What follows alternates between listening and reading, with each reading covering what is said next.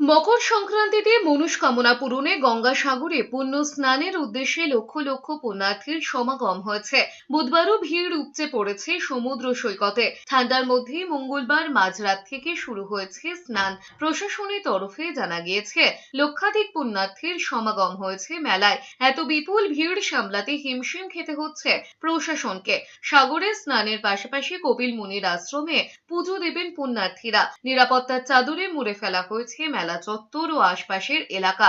একাধিক police camp তৈরি করা হয়েছে। আকাশপথে ও জলপথে চলছে নজরদারি।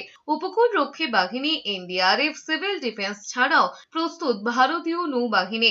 ড্রোন ওড়ানোর পাশাপাশি স্পিড বোট ও হোভারক্রাফটে চড়ে টহল দিচ্ছে পুলিশ ও নৌসেনা। পুণ্য লাভের আশায় হাজার হাজার মাইল ছুটে এসেছেন ভক্ত, সন্ন্যাসী, দেশি বিদেশি অতিথির দল। সব মিলিয়ে সাগর তীরে হয়ে উঠেছে এক টুকরো এক ভারত।